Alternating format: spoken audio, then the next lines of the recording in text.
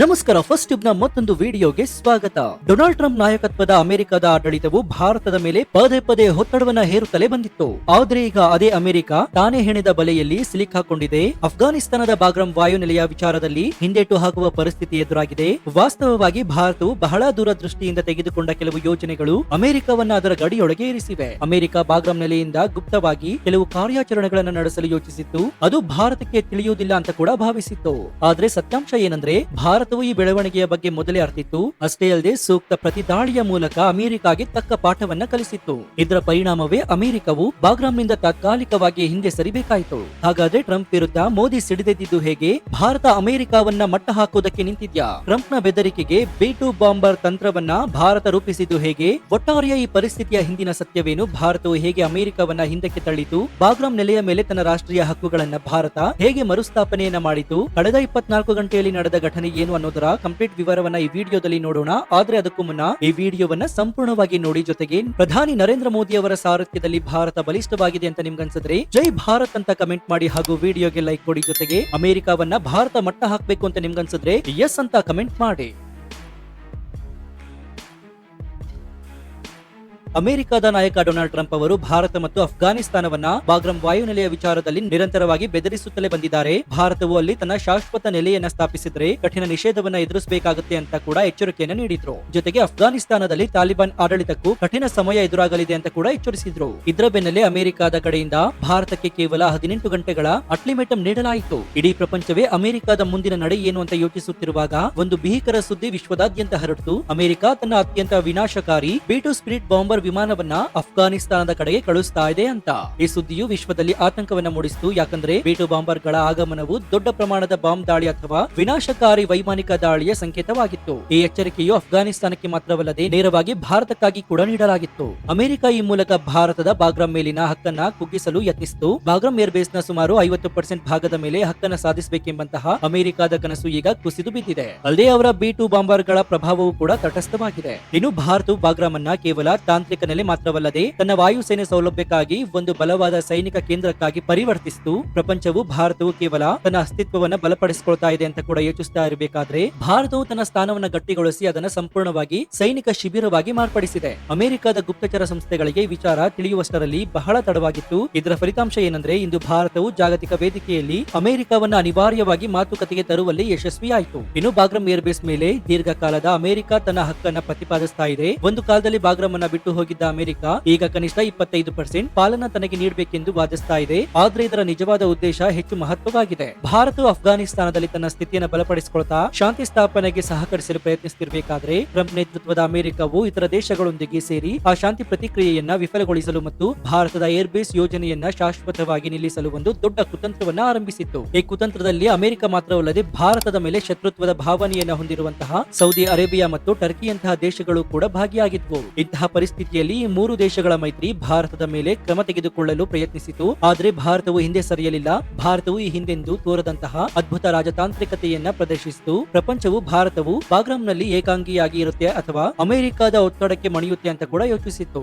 ಆದ್ರೆ ನಡೆದಿದ್ದೇ ಬೇರೆ. ಅದನ್ನು ನೋಡಿ ಪ್ರಪಂಚವೇ ಆಶ್ಚರ್ಯಚಕಿತವಾಗಿದೆ. ಭಾರತವು ಬಾಗ್ರಾಮ್ ಏರ್ ಬೇಸ್ ಅನ್ನ ತನ್ನ ಸೈನಿಕ ಕೇಂದ್ರವಾಗಿ ಮಾರ್ಪಡಿಸಿದ್ದು ಮಾತ್ರವಲ್ಲದೆ 28ಕ್ಕಿಂತ ಹೆಚ್ಚು ದೇಶಗಳ ಬೆಂಬಲವನ್ನ ಸಾಧಿಸಿತು. ಇದು ಭಾರತದ ರಾಜತಾಂತ್ರಿಕ ಪ್ರತಿಭೆಗೆ ಒಂದು ಅತ್ಯುತ್ತಮ ಉದಾಹರಣೆಯಾಗಿದೆ. ಅಮೆರಿಕಾಗೆ ಈ ವಿಚಾರದಲ್ಲಿ ಸಣ್ಣ ಸುಳಿವು ಕೂಡ ಸಿಕ್ಕಿರಲಿಲ್ಲ. ಕೆಲವೇ ದಿನಗಳಲ್ಲಿ ಭಾರತವು ಬಾಗ್ರಾಮ್ ವಿಚಾರದಲ್ಲಿ 51ಕ್ಕಿಂತ ಹೆಚ್ಚು ದೇಶಗಳ ಬೆಂಬಲವನ್ನು ಗಳಿಸಿತು. ರಷ್ಯಾ ಮತ್ತು ಇಸ್ರೇಲ್ ನಂತಹ ಪ್ರಮುಖ ಶಕ್ತಿಗಳು ಭಾರತಕ್ಕೆ ಮುಖ್ಯ ಸಹಕಾರವನ್ನು ನೀಡುತ್ತವೆ ಅಂತ ಕೂಡ ತಿಳಿದಾಗ ಅಮೆರಿಕಾಗೆ ದೊಡ್ಡ ಆಘಾತವಾಯಿತು. ಜಪಾನ್ ಮತ್ತು ಆಸ್ಟ್ರೇಲಿಯಾ ಕೂಡ ಭಾರತಕ್ಕೆ ಬಲವಾದ ಬೆಂಬಲವನ್ನು ನೀಡುವುದು ಜಾಗತಿಕ ವೇದಿಕೆಯಲ್ಲಿ ಪ್ರಶಂಸನೀಯವಾಗಿತ್ತು. ಇನ್ನು ಭಾರತದ ಉಪಗ್ರಹ ಚಿತ್ರಗಳ ಮೂಲಕ ಪ್ರಪಂಚವೇ ಬಾಗ್ರಾಮ್ನಲ್ಲಿ ಕಳೆದ ಕೆಲವು ದಿನಗಳಿಂದ ತೀವ್ರ ಕಾರ್ಯಾಚರಣೆಗಳು ನಡೆಸ್ತಾ ಇವೆ ಎಂಬುದು ಗಮನಿಸಿತು. ಭಾರತವು C-17 ಗ್ಲೋಬಲ್ ಮಾಸ್ಟರ್ ವಿಮಾನಗಳಿಂದ ವಿಶೇಷ ಕಮಾಂಡೋ ಘಟಕದವರೆಗೆ ಅಲ್ಲಿ ನಿಯೋಜಿಸಿತು. ಅದರ ನಂತರ ಭಾರತವು ತನ್ನ ಅತ್ಯಾಧುನಿಕ ವೈಮಾನಿಕ ರಕ್ಷಣಾ ವ್ಯವಸ್ಥೆಯಾದಂತಹ S-400 ಅನ್ನ ಪೂರ್ಣ ಪ್ರಮಾಣದಲ್ಲಿ ಅಲ್ಲಿ ಸ್ಥಾಪಿಸಿತು. ನಂತರ ಭಾರತವು ತನ್ನ ಯುದ್ಧ ವಿಮಾನವನ್ನ ಅಲ್ಲಿಗೆ ಕಳುಹಿಸಿತು ಮತ್ತು ಅವು ಆಕಾಶದಲ್ಲಿ ನಿರಂತರವಾಗಿ ಕಣ್ಗಾವಲನ್ನ ನಡೆಸ್ತಾ ಇವೆ. ಇವೆಲ್ಲವೂ ಭಾರತ ಮತ್ತು ಅಫ್ಘಾನಿಸ್ತಾನದ ಸಂಬಂಧವನ್ನ ಬಲಪಡಿಸಲು ನಡೆದಂತಹ ಪ್ರಮುಖ ಹೆಜ್ಜೆಗಳಾಗಿವೆ.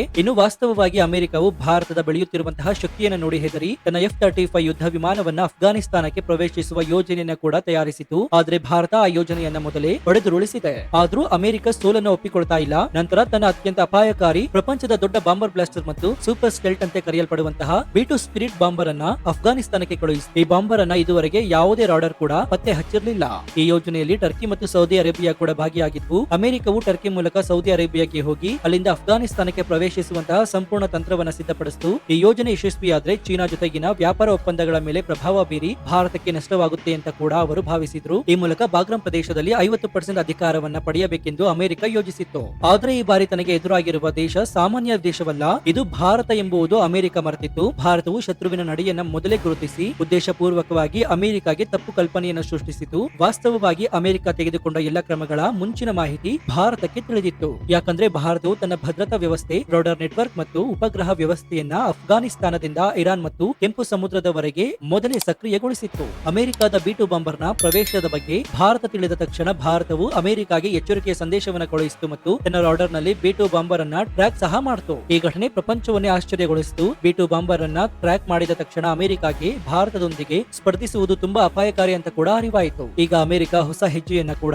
ತೆಗೆದುಕೊಳ್ಳಲು ಸಿದ್ಧವಾಗ್ತಾ ಇದೆ. ಡೊನಾಲ್ಡ್ ಟ್ರಂಪ್ ನಾಯಕತ್ವದಲ್ಲಿ ಅಮೆರಿಕವು ತನ್ನ ಸೈನ್ಯವನ್ನ ಬಾಗ್ರಾಮ್ಗೆ ಮತ್ತೆ ಇಳಿಸುವಂತಹ ಸಿದ್ಧತೆಯನ್ನ ನಿಲ್ಲಿಸಿತು. ಈಗ ಭಾರತದೊಂದಿಗೆ ಚರ್ಚೆಯ ಮಟ್ಟವನ್ನ ತಲುಪಲು ಬಯಸ್ತಾ ಇದೆ. ಇಲ್ಲಿಯವರೆಗೂ ಭಾರತವನ್ನ ಬೆದರಿಸ್ತಾ ಇದ್ದಂತವರು ಈಗ ಭಾರತವು ಬಾಗ್ರಾಮ್ನ 50% ಭಾಗವನ್ನ ಅಮೆರಿಕಾಗೆ ಒಪ್ಪಿಸಬೇಕೆಂದು ಕೋರ್ತಾ ಇದೆ. ಯಾಕಂದ್ರೆ ಅಮೆರಿಕ ಇಲ್ಲಿ ಕೇವಲ ಸೈನಿಕ ಪ್ರಾಮುಖ್ಯತೆಯನ್ನು ಹೆಚ್ಚಿಸುವುದು ಮಾತ್ರವಲ್ಲದೆ ಮಧ್ಯಪ್ರಾಚ್ಯದಿಂದ ಆಫ್ರಿಕಾ ಮತ್ತು ಪಶ್ಚಿಮ ದೇಶಗಳವರೆಗೆ ತನ್ನ ಪ್ರಭಾವವನ್ನು ವಿಸ್ತರಿಸಲು ಪ್ರಯತ್ನಿಸ್ತಾ ಇದೆ. ಅಮೆರಿಕವು ಮುಖ್ಯವಾಗಿ ಭಾರತ ಮತ್ತು ಚೀನಾವನ್ನು ಗುರಿಯಾಗಿಸಿ ಇಟ್ಟುಕೊಂಡು ಭಾರತವು ಬಾಗ್ರಾಮ್ ಅನ್ನ ತನ್ನ ಶಾಶ್ವತ ನೆಲೆಯನ್ನಾಗಿ ಮಾಡಿಕೊಂಡ್ರೆ ಅದು ಅಮೆರಿಕಾಗೆ ದೊಡ್ಡ ನಷ್ಟ. ಯಾಕಂದ್ರೆ ಭಾರತವು ಮಧ್ಯಪ್ರಾಚ್ಯದಲ್ಲಿ ತನ್ನ ಸ್ಥಿತಿಯನ್ನು ಗಟ್ಟಿಗೊಳಿಸುತ್ತಾ ಚೀನಾ ಮತ್ತು ಪಾಕಿಸ್ತಾನದಂತಹ ಪ್ರತಿಸ್ಪರ್ಧಿಗಳ ಮೇಲೆ ಸಂಪೂರ್ಣ ಗಮನವನ್ನು ಕೇಂದ್ರೀಕರಿಸಿ ನಿಯಂತ್ರಣವನ್ನ ಸಾಧಿಸಬಹುದು. ಆದ್ದರಿಂದ ಮೊದಲು ಪರಸ್ಪರ ಸ್ಪರ್ಧೆ ಮಾಡ್ತಾ ಇದ್ದಂತಹ ಅಮೆರಿಕ ಮತ್ತು ಚೀನಾ ಈಗ ಭಾರತಕ್ಕೆ ವಿರೋಧವಾಗಿ ಒಗ್ಗೂಡಿ ಕಾಣ್ತಾ ಇವೆ. ಅಮೆರಿಕ ಮತ್ತು ಚೀನಾ ನಡುವೆ ಒಂದು ಉನ್ನತ ಮಟ್ಟದ ಸಭೆ ನಡೆಯಲಿದೆ. ಅಧಿಕೃತವಾಗಿ ಇದನ್ನ ವ್ಯಾಪಾರ ಒಪ್ಪಂದ ಅಥವಾ ತೆರಿಗೆಗಳ ಬಗ್ಗೆ ಚರ್ಚೆ ಎನ್ನಲಾಗ್ತಾ ಇದ್ದರೂ ಕೂಡ ನಿಜಕ್ಕೂ ಇದು ಕೇವಲ ಅತ್ಯಮೂಲ್ಯ ಖನಿಜಗಳ ವ್ಯಾಪಾರದ ಬಗ್ಗೆ ಅಷ್ಟೇ ಅಲ್ಲ. ಬಾಗ್ರಾಮ್ನಲ್ಲಿ ಭಾರತ ಸ್ಥಿತಿ ಬಲಪಡಿಸ್ತಾ ಇರೋದ್ರಿಂದ